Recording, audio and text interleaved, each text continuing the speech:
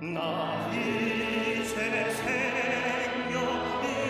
있으니 주님의 은혜요 저 사망 권세 이기니 큰 기쁨 넘치네 큰 기쁨 넘치네 주님의 보좌 있는데 전한 못 이르러 그 영광 넘소해올때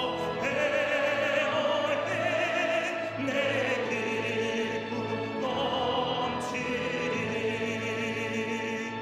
내 기쁨 넘치리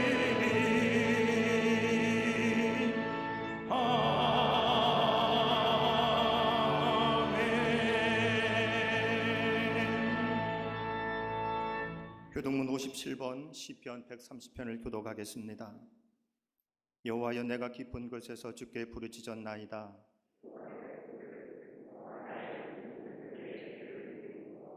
여호와여 주께서 죄악을 지켜보실진대 그러나 사유하심이 주께 있음은 나 곧 내 영혼은 여호와를 기다리며 파수꾼이 아침을 기다림보다 내 영혼이 주를 더 기다리나니 이스라엘아 여호와를 바랄지어다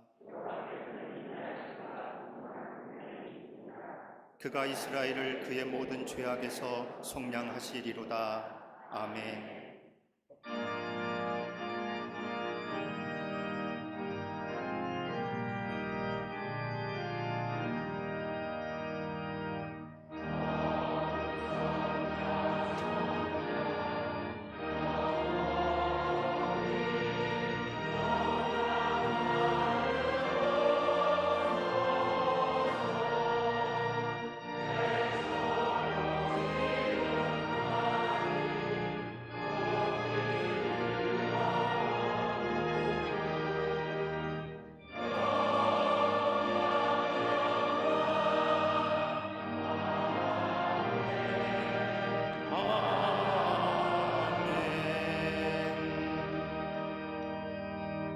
전능하사 천지를 만드신 하나님 아버지를 내가 믿사오며 그 외아들 우리 주 예수 그리스도를 믿사오니 이는 성령으로 잉태하사 동정녀 마리아에게 나시고 본디오 빌라도에게 고난을 받으사 십자가에 못 박혀 죽으시고 장사한 지 사흘 만에 죽은 자 가운데서 다시 살아나시며 하늘에 오르사 전능하신 하나님 우편에 앉아 계시다가 저리로서 산자와 죽은 자를 심판하러 오시리라. 성령을 믿사오며 거룩한 공회와 성도가 서로 교통하는 것과 죄를 사하여 주시는 것과 몸이 다시 사는 것과 영원히 사는 것을 믿사옵나이다. 아멘.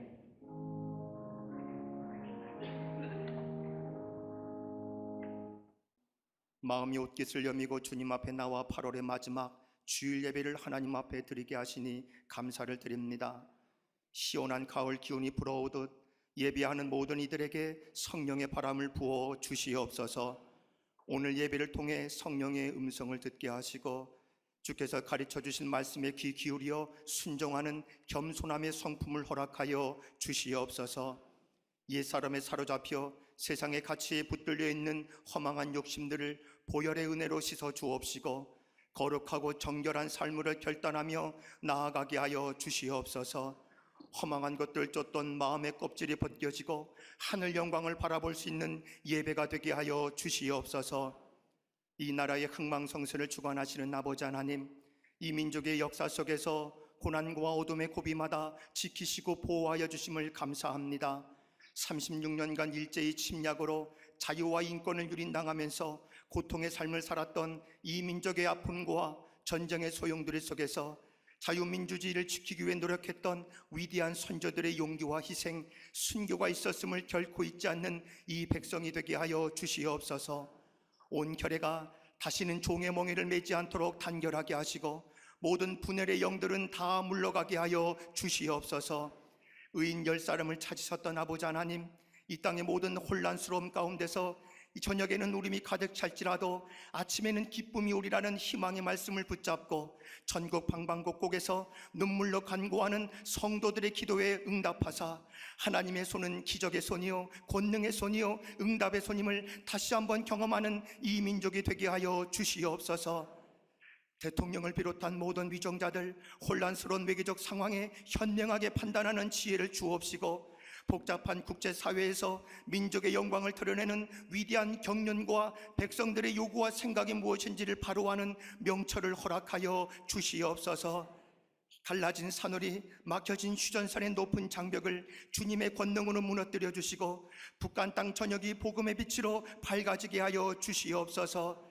적과 야욕을 버리지 못하고 전쟁의 연습과 미사일을 쏘아대며 기회를 노리고 있는 북한의 악한 무리들 멈춰지게 하시고 모든 전쟁의 무의미한 소문들 주님이 불담이 되어 막아 주시옵소서. 이 시간 구만의 광림의 재단을 이끄시는 우리 담임 목사님 영적 리더십과 지혜를 도하여 주옵시고 성령께서 주시는 강한 담대함과 비전으로 기도하시며 준비하시는 선교의 모든 비전들이 다 이루어지도록 역사하여 주시옵소서. 이 시간 말씀 선포하실 때 선명한 복음의 능력이 모든 성도들의 삶에서 실천되게 하시고, 선포되어지는 말씀을 들을 때에 거룩한 새 차원의 은혜를 부어주사 모든 성도들의 영적으로 도약하고 비상하는 시간 되게 하여 주시옵소서.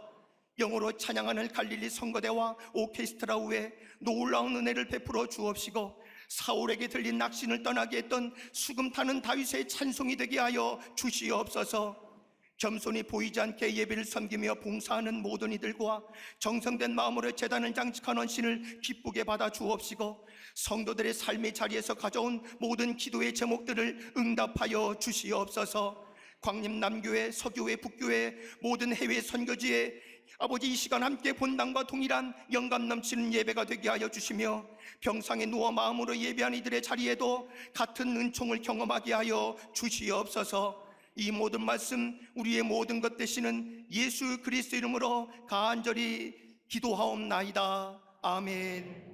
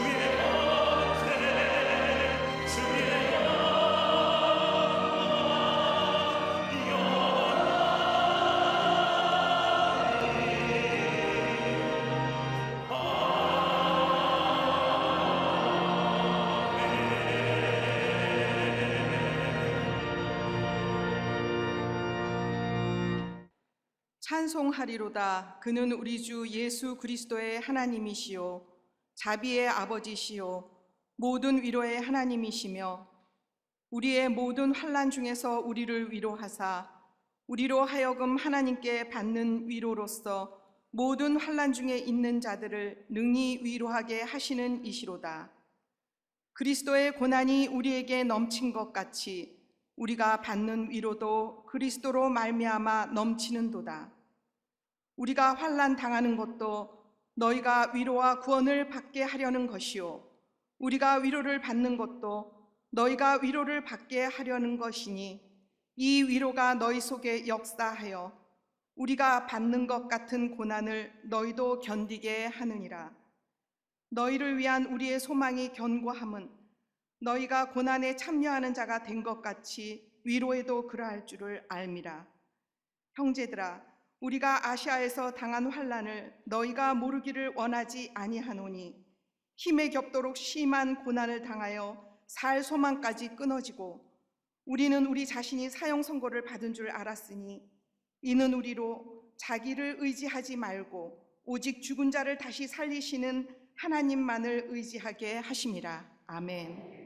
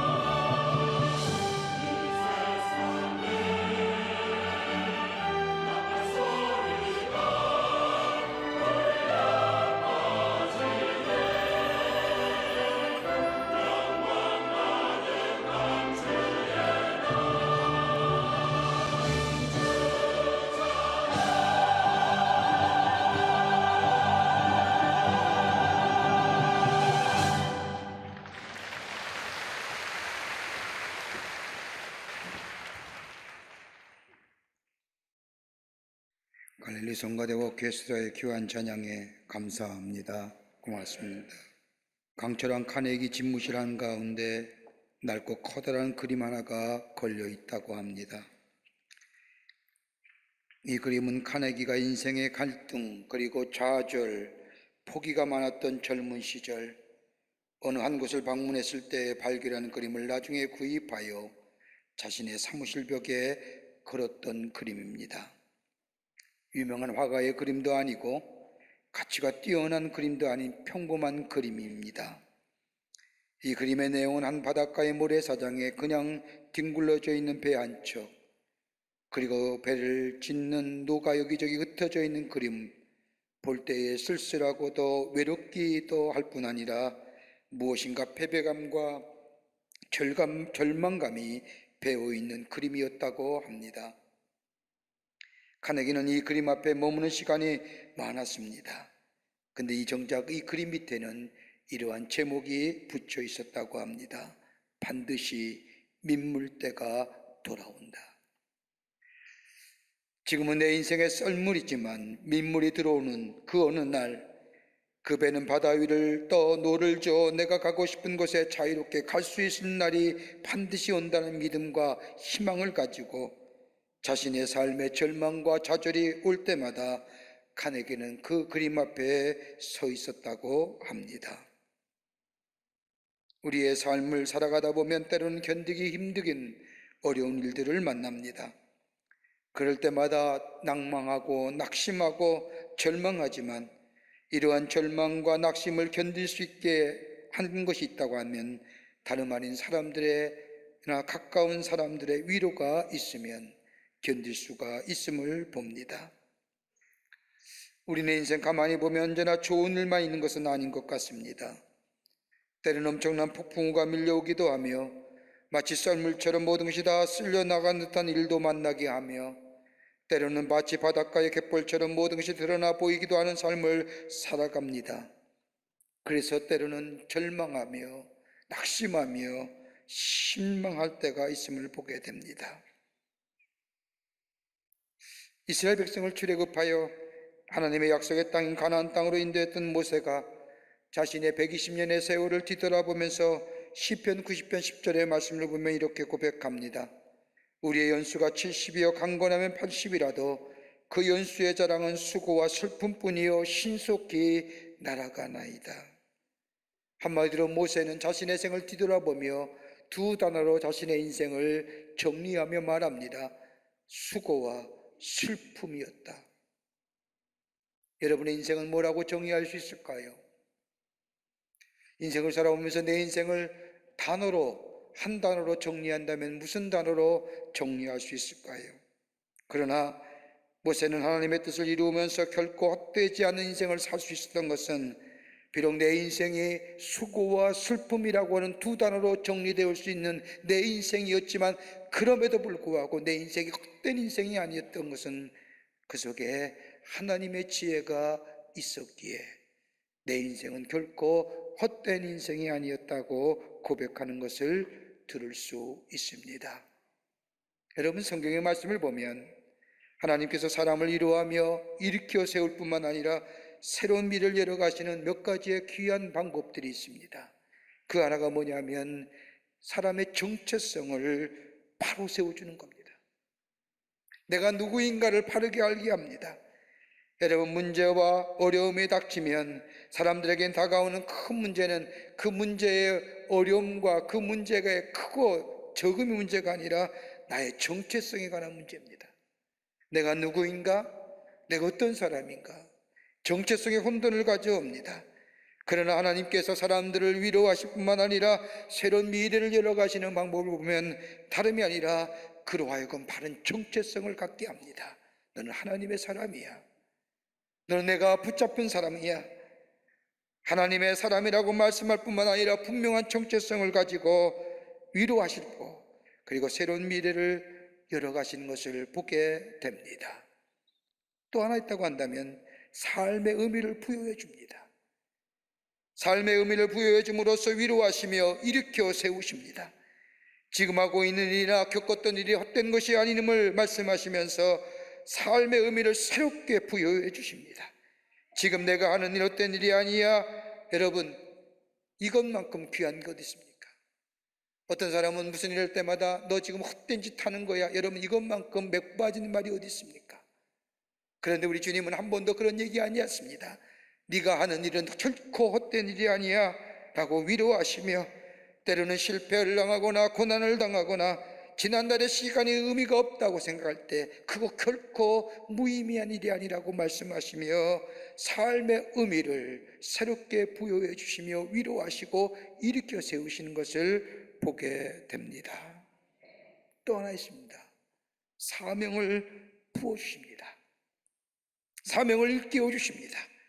내가 해야 할 일, 하나님의 주신 삶의 목표와 목적이 있음을 깨닫게 하심으로 다시 일어나 일으켜 세우실 뿐만 아니라 힘있게 걸어가게 하심을 보게 됩니다.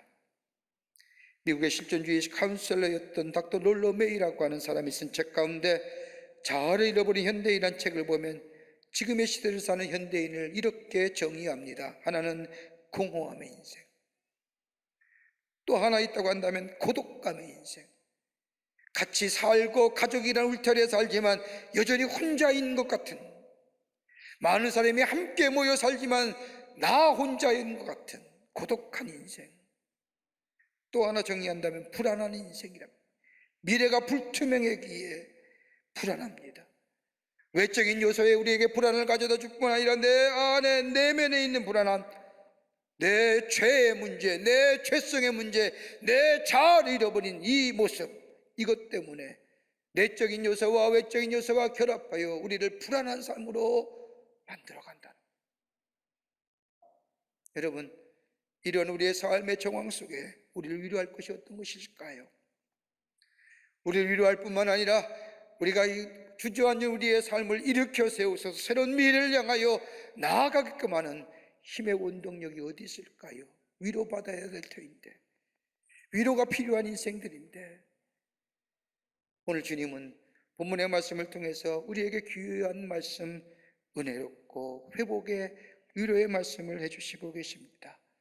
본문의 말씀을 통해서 몇 가지로 함께 말씀을 나누며 은혜 받기를 원합니다. 첫째는 하나님의 소중한 존재임을 잊지 말라는 겁니다. 하나님이 우리를 위로하실 때 다시 시작해 하시는 하나님의 위로는 그 어떤 어려움과 고통 속에서도 너는 하나님의 귀중한 존재, 소중한 존재인가라는 것을 잊지 말라고 우리에게 말씀하십니다. 여러분, 오늘 본문의 말씀에 나오는 고린도 교회는 우리가 알다시피 문제가 많은 교회입니다. 아마도 당시 세상의 모든 문제를 다 교회 안에 담고 있다고 해도 과언이 아닙니다. 하나 되어야 되고 성령과 말씀과 기도와 구원과 예수 그리스도도 하나임에도 불구하고 이 고린도 교회는 끊임없는 분쟁과 다툼이 있었습니다. 세상의 다른 세상과 다름없는 윤리와 도덕의 문제가 있었습니다. 이단과 사이비 종교의 모든 사악건들이 교회 안에 다 들어오면서 하나님의 거룩한 공동체라기보다는 세상의 그 어떤 집단보다도 문제가 많은 공동체입니다. 또한 신앙의 공동체라고 불러지기는 너무나 부끄러운 일들이 많이 있었습니다. 이들이 가지고 있는 이 현상만 본다면 이 세상에서 사라지거나 잊혀질 공동체라고 해도 문제가 없던 교회 공동체가 고린도 교회입니다. 그런데 하나님은 이 고린도 교회 공동체를 포기하지 않습니다. 여전히 소중하고 가치 있는 교회라 생각하며 바울을 통하여 고린도 전후서에 장문의 편지를 써서 보내어 저들을 새롭게 하신 것을 보게 됩니다. 아마도 하나님은 고린도 교회를 향한 말씀이, 하고 싶은 말씀이 많으셨던 것 같습니다. 그렇게 얘기하심에도 불구하고 하나님은 고린도 전서와 후서의 첫 장에 고린도 교회를 향하여 하시는 말씀이 있습니다. 1장 3절의 말씀을 보면 고린도 전서에 너희에게 진정이 필요한 것이 평강과 위로다. 너희가 문제가 많고 탈도 많지만은, 내가 너에게 얘기할 것도 많지만은 그보다 더 너에게 필요한 것이 있다고 한다면 너희 안에 평강과 위로가 필요하구나. 고린도후서 1장 2절의 말씀을 봐도 바울을 통하여 하나님은 이 고린도 교회를 향하여 하나님의 평안과 위로가 너희에게 필요하다고 말씀합니다. 하나님이 이렇게 말씀하신 것은 세상의 사람들이 고린도 교회를 향하여 손가락질한다 해도 우리 하나님은 고린도 교회를 향한 고린도 교회를 여전히 하나님의 공동체로 여기실 뿐만 아니라 주님의 몸된 제단으로, 주님의 몸된 몸으로 여기시고 사랑하고 귀하게 여기신다는 겁니다. 그래도 우리는 어떠한지요? 하나님 우리를 향하여 거룩한 성전이라 얘기합니다. 그리스도의 몸된 지체라고 얘기합니다. 하나님의 거룩한 성전이여 몸된 지체 부르는 우리 자신을 들여다볼 때 우리는 정말 하나님의 자녀답게 살고 있는지요? 우리의 좁은 마음에 온갖 더러운 것과 악한 것들이 내 마음에 가득하여 또한 내 마음에 저장되어 치열한 전쟁을 치르고 있는 것 같습니다. 때로 내가 나를 생각하여도 버리고 싶은 마음이 들 때가 있습니다. 여러분, 바울이 로마서 7장 21절 이하의 말씀을 보면 바울은 자신을 향하여 실존적 고백을 합니다. 나 자신은 선을 행하기를 원하나 나에게 악하기에 악이 함께 있다고 고백하면서 마음으로는 하나님의 말씀을 즐거워하지만 내 지체는 죄와 법이 나를 이끌어간다고 고백합니다. 여러분, 바울입니다. 훌륭한 사도입니다. 기독교 역사상 이만큼 쓰임받은 사람이 없는 이 바울에게도 내 마음으로는 하나님의 법을 즐거워하지만 내 지체는 죄의 법이 나를 이끌어간다는 겁니다. 마음은 원했는데 내 지체는 여전히 죄의 법 가운데 있다는 겁니다. 그러면서 고백하기를 로마서 10장 24절의 말씀을 보면 오라 나는 곤고한 사람이로다 이 사망몽에서 누가 나를 건져낼 수 있으랴. 처절한 실존의 고백이죠. 마음은 원인데 마음은 하나님의 법대로 하나님의 말씀대로 살기를 원하는데 내 육체와 내 지체가 그러지 못하다는, 이게 늘 내 안에 싸운다는 겁니다. 자신을 향하여 철저하게 한탄하는 모습입니다. 그렇지만 바울은 이러한 고백 속에 가운데 새롭게 소망을 얻는 것은 로마서 8장 1절과 2절의 말씀을 보면 바울이 이렇게 위대한 선언합니다. 그러므로 이제 그리스도 예수 안에 있는 자는 결코 정죄함이 없나니 이는 그리스도 예수 안에 있는 생명과 생명의 법이 죄와 사망의 법에서 나를 해방하였음이라. 그리스도 예수 안에 있는 자, 뭘 얘기할까요? 그리스도의 사랑 안에 있는 자. 그 사랑의 법이, 그 사랑이 나를 생명과 성령의 법으로 인도할 뿐만 아니라 나를 새롭게 할 뿐만 아니라 그 하나님의 사랑이 나를 새로운 미래로 나아가게 한다는 겁니다. 여러분, 성경을 우리 향하여 뭐라고 말씀합니까? 본질상 진노의 자녀라고 말합니다. 나름대로 삶을 살아간다고 하지만 우리가 우리의 모습을 들여다보면 우리가 생각하는 것과 말하는 것과 행동하는 것 가만히 보면 하나님의 진노 받을 수밖에 없는 존재입니다. 그러기에 우리가 죄를 짓기 때문에 죄인이 아니라 죄인이기 때문에 죄 짓는 겁니다. 죄 짓기 때문에 죄인이 아니라 죄인이기 때문에 죄 짓는 겁니다.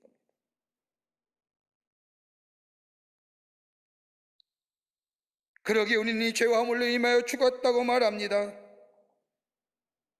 그런데 우리를 대신하여, 죄로 인하여 죽어야 되는 우리를 대신하여 하나님이 당신의 아들 이 땅에 보내주셔서 십자가에 달려 돌아가게 하시고 십자가의 사랑을 통하여 우리를 구원하신 그 하나님의 사랑, 여기 우리가 위로가 되지 않습니까? 시편 46편 1절의 말씀을 보면 다윗이 고백하기를 하나님 우리의 피난처 힘이시여 환난 중에 만난 큰 도움이시라고 고백합니다. 우리 이 말씀을 읽을 때마다 내가 어렵고 삶의 정황이 힘들 때 하나님이 나의 피난처가 되시고 힘이 되시고 도움이 된다는 말씀이라고 생각하지만 이 다윗의 고백은 이게 아닙니다. 나의 삶이 환난과 삶의 어려움 가운데 있을 때에도 내가 나의 삶이 죄 가운데 넘어가지 않도록, 그 얘기하는 거예요. 삶의 정황이 어렵고 삶의 힘들이 있을 때 내가 죄 가운데 넘어가지 않도록 하나님이 나를 지키시고 나에게 도움이 되시고 나의 피난처 되어주신다는 거예요. 그 얘기하는 겁니다.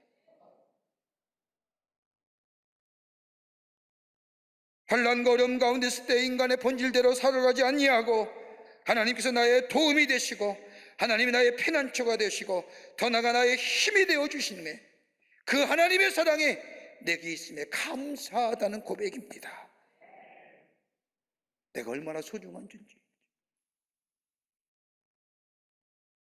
하나님이 내가 하나님과 원수 되었을 때도, 내가 연약하여 넘어질 때도 우리 하나님은 포기하지 않으시고 내 눈길 내 관심을 하나님께 두지 않았을 때에도, 하나님의 큰 은혜를 받았음에도 내 뜻과 내 마음대로 살 때에도 우리를 향한 당신의 사랑을 포기하지 않으셨습니다. 포기하지 아니하신 거로 당신의 아들을 이 땅에 보내주셔서 우리의 죄를 위하여 십자가에 달려 돌아가게 하심으로 우리를 얼마나 사랑하시는지 보내주셨던, 마치 구원의 여망을 다 잊어버리고 절망과 좌절의 삶으로 다시 고향으로 낙행한 그 베드로에게 찾아오셔서 그의 사랑을 다시 회복시켜 주시고, 너는 소중한 존재야, 너는 나에게 귀한 존재라고 말씀하시며 그를 위로하시고 새롭게 하시는 것처럼, 오늘 우리 주님이 나에게 찾아오셔서 우리의 삶의 정황이 어렵고 삶의 환경이 힘들고 여러 가지 내외적으로 참으로 힘들고 어렵다 할지라도 하나님 우리에게 찾아오셔서 너는 내게 가장 소중한 존재이고 내가 너를 사랑하노라. 여러분, 이 말씀이 우리 안에 들려지게 될 때에, 이것이 내게 믿게 될 때에 우리는 새로운 위로와 새로운 힘을 얻는 하나님의 사람으로 살아가게 되는 줄 믿습니다. 한 가정의 아버지가 아들이 공부를 하도 안 하고 속을 썩여서 시험을 왔던 아들을 불러놓고 아버지가 얘기합니다. 이번에 성적이 70점 이상이 안 되면 내 아들 아니다. 이 말 들은 아들은 심한 스트레스를 가지고 공부를 합니다. 잘 안 돼요. 막상 시험을 치고 난 뒤 보니 70점이 안 되는 겁니다. 시험 성적을 받아든 아들이 아버지에게 와서 시험지를 내밀며 얘기합니다. 아저씨,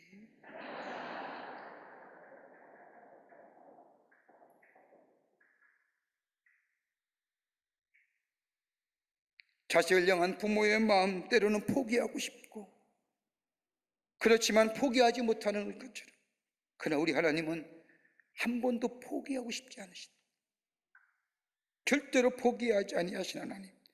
그러기에 다윗의 고백처럼 시편 40편 2절의 말씀처럼 나를 기가 막힐 웅덩이와 수렁에서 끌어올리시고 내 발을 반석 위에 두사 내 걸음을 견고케 하셨도다. 수렁과 기가 막힐 웅덩이에 빠질 수밖에 없는 우리의 인생, 그럼에도 불구하고 우리를 사랑하시기에 끌어올리셔서 내 걸음을 견고케 하신 그 하나님의 사랑, 그 사랑이 내 안에 있을 때에 우리의 삶은 뭐예요? 위로가 되는 겁니다. 위로가 됩니다.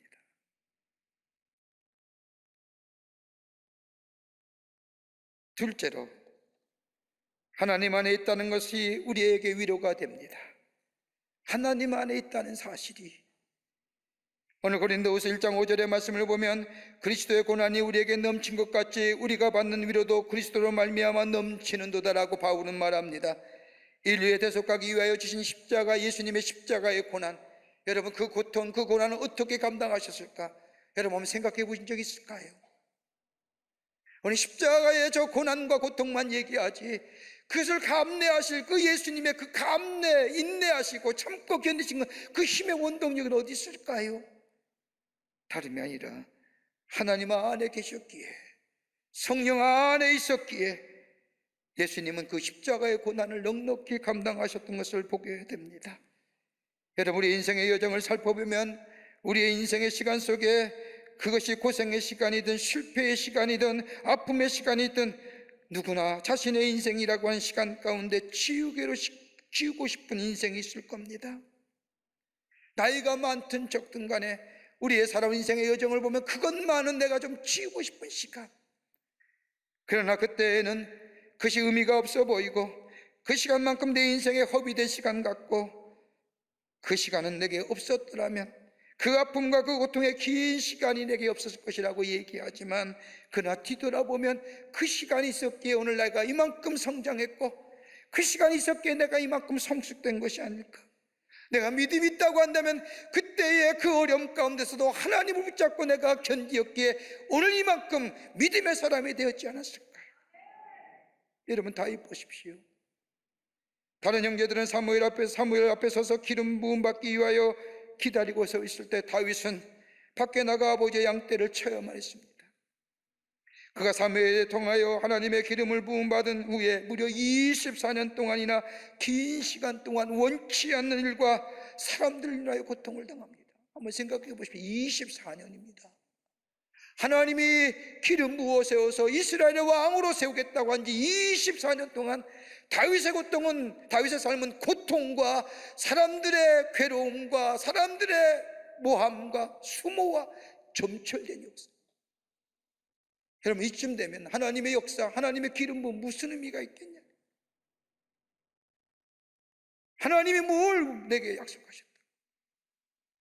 때로는 회의도 있고 때로는 마음의 아픔도 있지만 포기하고 좌절할 수 있음에도 불구하고 다윗은 하나님의 약속하심에 따라서 하나님이 때마다 시마다 도우시는 그 하나님의 손길, 때는 내가 알지 못할 때에 도우시는 그 하나님의 손길, 그 위로하시는 하나님의 손길을 채우면서 인내할 때에, 하나님 안에 있게 될 때에 비로소 이스라엘의 왕이 되어 통일한 국을 세우고 이스라엘을 다스리는 왕이 되었던 것을 보게 됩니다.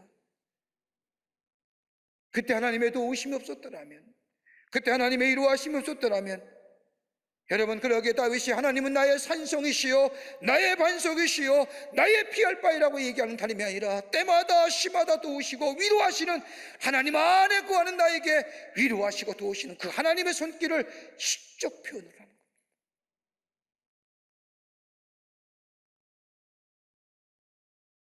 그러기에 오늘 바울은 고린도 교회에게 편지하기를 1장 9절 말씀에 우리는 다시 우리 자신이 사형 선고를 받은 줄을 알았으니 이는 우리로 자기를 의지하지 말고 오직 죽은 자를 다시 살리신 하나님만 의지하게 함이리라. 고난과 어려움과 문제를 당할 때, 그때는 시간이 지난 후에 뒤돌아보면 깨달은 것처럼, 비로소 하나님의 뜻과 하나님의 의미를 알았던 것처럼, 이 바울은 고린도 교회를 향하여 자신 의지하지 말고 하나님만 의지하고 하나님 안에 구하라고 얘기합니다. 거기에 위로가 된다는 겁니다. 여러분, 어디에 구할 건가요? 우린 조금만 지식이 있으면 지식을 의지하지요. 조그만 소유가 있으면 그 소유를 의지하고, 조그마한 권력이 있으면 그 권력을 의지하려고 하며, 조그만 경험이 있으면 경험을 의지하려고 합니다. 여러분, 우리가 가지고 있는 지식이나 경험이나 물질이나 소유를 가지고 내 인생을 살아가지만, 그러나 여러분, 기여할 것이 이건 절대적인 게 아닙니다. 여러분, 언젠가 내려와야지요. 내가 가진 경험이 어느 땐가는 보잘것없는 것으로 끝이지요. 내가 가지고 있는 소유 어느 땐가는 보잘것없는 것으로 끝나지요. 왜요? 상대적인 것이기에.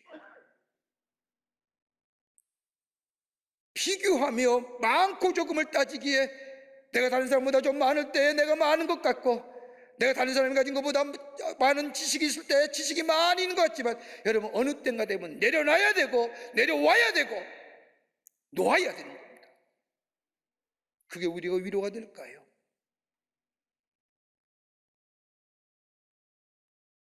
여러분, 상대적인 것들은 지금 것보다 더 큰 것들이 나타나게 되면 사라질 것들입니다. 사라지지 않고 비교되지 않는 절대적인 것, 다름 아닌 전능하신 하나님 안에 거하는 자, 진리 안에 거하는 자, 이 인생은 위로받을 뿐만 아니라 흔들리지 않을 뿐만 아니라 새로운 미래를 향하여 새로운 힘찬 걸음을 다시 한번 도약할 수 있는 새로운 하나님의 사람으로 살게 하시는 줄 믿습니다. 1800년대 미국 매사추세츠에 일어났던 일입니다. 세관에서 일하던 30대 청년이 무능하다는 이유 때문에 해고됩니다. 집에 돌아온 이는 자신이 실직당했던 사실을 아내에게 알리면서 나는 인생의 실패자야, 다 끝났어, 이제 포기할 거야 라고 얘기하자 소피아라고 하는 이름 그대로 지혜의 여인이 아내가 남편에게 말합니다. 아니에요, 지금이야말로 당신이 그렇게 좋아했던 일, 당신이 그렇게 사랑했던 일을 할 수 있는 시간입니다. 그는 글쓰기를 좋아했습니다. 이제부터 글을 쓸 시작할 때입니다라고 말하며 격려합니다. 이런 아내의 말에 남편은 퉁명스럽게 그러면 뭘 먹고 산단 말이요? 라고 묻자 아내는 남편에게 당신이 열심히 일할 때가 돼 열심히 저축했습니다. 1년 정도의 생활비는 그동안 모아두었습니다. 걱정할 필요가 없습니다. 이 기간 동안 당신이 하고 싶은 일 하세요. 이 말을 듣는 남편이 내가 1년 동안에 사람들이 읽을 수 있는 작품을 낼 수 있을까라고 반문하자 이 소피아라고 하는 아내가 남편에게 들려줍니다. 당신이 하나님을 신뢰하면, 당신이 하나님 안에 있으면 하나님은 당신을 도울 겁니다. 하나님이 함께 하실 겁니다. 라고 격려합니다. 그리고 이 두 사람이 무릎을 꿇고 하나님 앞에 기도합니다. 그리고 이 사람이 글을 쓰기 시작하는데, 그대의 두 번 들려준 이야기란 작품을 씁니다. 발표합니다. 많은 사람들이 감동을 얻습니다. 인쇄가 모아졌습니다. 그리고 나서 이 사람이 10년 동안 직구하면서 글을 썼는데, 그 글이 미국이 나온 가장 위대한 작품인 주홍글씨를 쓴 나다니엘 호소입니다. 하나님이 함께 하십니다. 하나님 안에 있습니다. 하나님이 도우실 겁니다. 이 아내의 말에 그는 위로를 얻고 새로운 미래를 향하여 나아갔던 것을 보게 됩니다. 여러분의 위로가 어떤 것일까요? 우리 다 하나님 안에 있습니다. 하나님이 우리와 함께 하십니다. 이것만큼 우리에게 위로가 되는 말이 어디 있을까요? 여기에 위로가 되고 새 힘을 얻는 새로운 미래를 향해 나아가는 복된 걸음이 될 줄 믿습니다. 끝으로 사명을 붙잡으십시오. 우리를 일으키시고 새롭게 시작하는 하나님의 일은 다름이 아니라 하나님이 우리가 하나님의 사람이라는 것을 일깨워 주실 뿐만 아니라 하나님 안에 거하는 자라고 말하실 뿐만 아니라 더 나아가 우리에게 사명을 주시고 사명을 통하여 새롭게 위로하시고 시작해 하신 것을 봅니다. 오늘 고린도후서 1장 6절과 7절의 말씀을 보면 우리가 환난을 당하는 것도 너희가 위로와 구원을 받게 하라는 것이요 우리가 위로를 받는 것도 너희가 위로를 받게 하라는 것이니 위로가 너희 속에 역사하여 우리가 받는 것 같은 고난을 너희도 견디게 하느니라. 너희를 위한 우리의 소망이 견고함은 너희가 고난에 참여하는 자가 된 것 같이 위로에도 그러할 줄을 알미니라. 사도 바울이 고린도 교회를 향하여 이렇게 말씀하면 자신이 고난과 시련을 당할 때 그 고난과 시련 가운데서도 희망이 없다고 생각할 때에 주님이 내게 오셔서 나에게 하신 말씀, 그 말씀 속에 내가 주님과 함께 연합할 때에 내가 위로받고 내가 새로운 고난과 시련을 이겨냈다는 얘기입니다. 주님의 말씀이 뭘까요? 다름이 아니라 하나님이 내게 새로운 사명 주신 겁니다. 고난과 시련을 이겨내겠던 하나님의 은혜와 사랑이 바울에 있었던 것처럼 여전히 고린도 교회를 향한 하나님의 은혜와 사랑이 있음을 생기시켜 주며 지금 비록 어려움과 문제 가운데일지라도 하나님의 은혜와 사랑이 너희 가운데 있으면 너희는 기뻐하는 교회, 하나님의 기뻐하시는 성도, 하나님의 사명을 맡아 온전하게 감당하는 하나님의 교회 공동체가 될 것이라며 저들을 뭐예요? 사명 안에 있는 삶으로 저들 말하며 위로하 주시는 겁니다. 여러분, 사명이 있으면 이겨냅니다. 사명이 있으면 새롭게 힘을 얻습니다. 얼마 전에 우리 집사님과 함께 대화하는 중에 제가 참 은혜 받았습니다. 저 자신의 삶을 한번 뒤돌아보는 기회도 됐습니다. 이 집사님이 대화하는 가운데 목사님, 참 사는 것이 힘듭니다. 너무너무 힘듭니다. 돈도 벌어볼 만큼 벌었고 우리의 자식들도 나름대로 잘 됐습니다. 제가 회사를 운영하면서 이렇게 힘들게 회사를 운영할 필요가 있을까? 회의감이 얼마나 오는지요. 포기하고 싶습니다. 머리가 깨지는 것 같습니다. 생각만 하면 회사의 회자만 생각하면 머리가 지긋지긋하게 아픕니다. 그런데 작년부터인가요? 제게 새로운 이상하리만큼 의욕이 생겼습니다. 다름이 아니라 내가 하나님 안에 있음을 깨닫고 내가 성령을 받고 은혜를 받고 하나님의 사랑을 깨닫고 난 후에 내가 내 마음속에 들어오는 생각은 내가 회사를 경영하면서 이익을 남겨 나 자신을 위해서 나만을 위해서 사는 것이 아니라 내 이웃들, 어려운 이웃들과 함께 살고 주님이 내게 준 이 사명 따라 살아야 겠다고 생각들이 내게 새로운 의욕이 넘칩니다. 저는 그 얘기 듣기 전만 해도 웬만큼 이제 좀 정리하시고 편히 지내시지요 하려고 했습니다. 그 말을 듣는 순간 제가 얼마나 부끄러웠는지요. 하나님이 내게 주신 사명을 따라 살아야겠다고 고백하는 그 집사님, 다시 일하고 싶은 의욕이 생겼다. 제게도 얼마나 큰 도전이 되었는지요. 사도행전 28장의 말씀을 보면 바울이 로마로 압송에 당합니다. 유라굴라는 풍랑을 만나서 지칠 대로 지친 죄수의 몸으로 마지막 로마를 향해 가는 이 바울, 다 끊겨졌습니다. 하나님의 사도입니다. 훌륭한 일을 감당했던 겁니다. 그런데 마지막 모습은 비참하고 초라한 모습으로 죄수의 몸으로 저 로마의 광장에 딱 도착했습니다. 누구도 반겨줄 일이 없을 거라고 생각했던 바울. 그런데 사도행전 28장의 말씀을 보면 당시의 황제의 숭배 사상과 이단 사상이 난무했던 그것에 믿음을 지켰던 로마의 그리스도인들이 아비오 광장에 나와 바울 환영합니다. 바울 선생이요, 로마에 오시면서 환영합니다라고 외치게 될 때 바울은 그 순간 뭐예요? 사도행전 28장의 말씀을 보면 내가 위로함을 받았느니라. 왜요? 내가 아직도 할 일이 있구나. 내가 아직도 사랑할 대상이 있구나. 내가 아직도 사명이 있구나. 그 사명을 붙잡게 될 때 바울은 위로함을 받고 담대한 마음을 가졌다고 성경은 말씀하고 우리에게 충고하십니다. 뭘로 위로받을까요? 가진 지식이요? 아닐 겁니다. 가진 지위와 소유요? 쉽게 사라질 겁니다. 그러나 나는 하나님의 소중한 존재예요.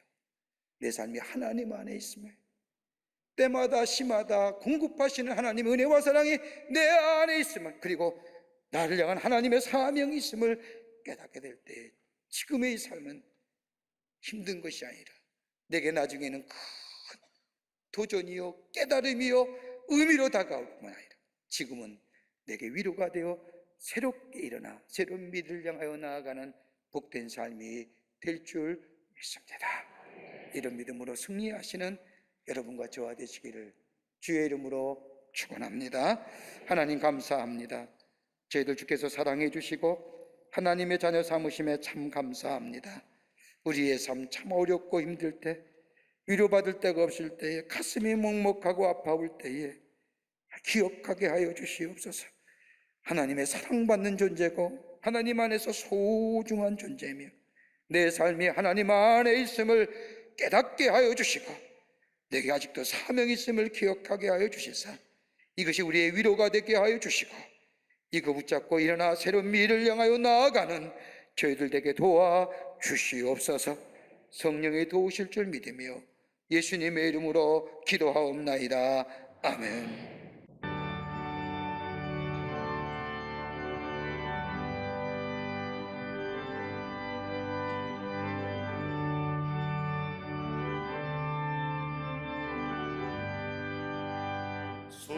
속죄하신 구세주를 내가 찬송하리라. 내게 자유 주시려고 주가 보란 방인데 그 시사를 찬양하리. 나의 죄 사하려고 십자가에 죽인 나나 나의 주 찬양하리. 내가 구원받은 증거 기뻐 전파리라. 내 죄 모두 담당하신 주의 사랑 크셔라. 크신 사랑 찬양하리. 나의 죄 사하려고 십자가에 죽인 나나 나의 주 찬양하리.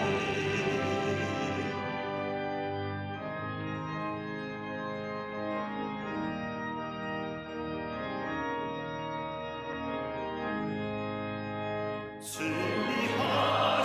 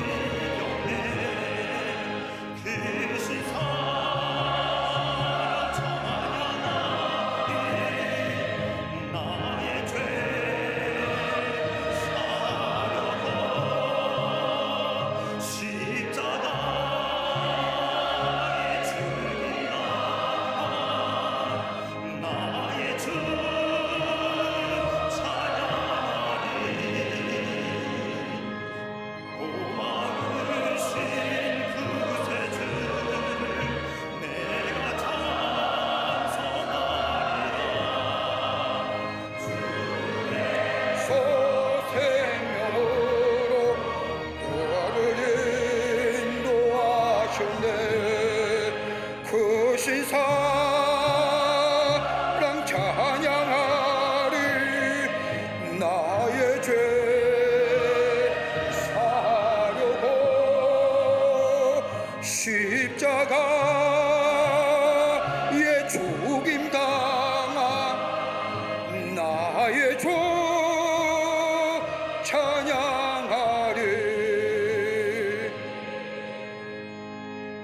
지금 우리 주 예수 그리스도의 크신 은혜와 하나님 아버지의 한량없으신 사랑하심과 성령님의 인도하심이 주의 거룩한 전에서 하나님의 말씀 듣고 그 말씀 가슴에 품고 저 세상에 나아가 주님만이 나의 위로가 되어주시고 주님만이 나의 힘이 되어주시고 내가 하나님의 사랑받는 존재라는 것을 다시 한번 믿음으로 믿고 깨닫고 받아들여 저 세상 가운데 승리하기로 결단하고 성전의 물나선을 모든 사랑하는 광림의 권속들과 영상을 통하여 하나님 앞에 예배드리는 한국교회 성도들과 그 밖에 거룩한 백성들 위해 주께서 지금으로부터 영원토록 함께 하시기를 간절히 축원하옵나이다.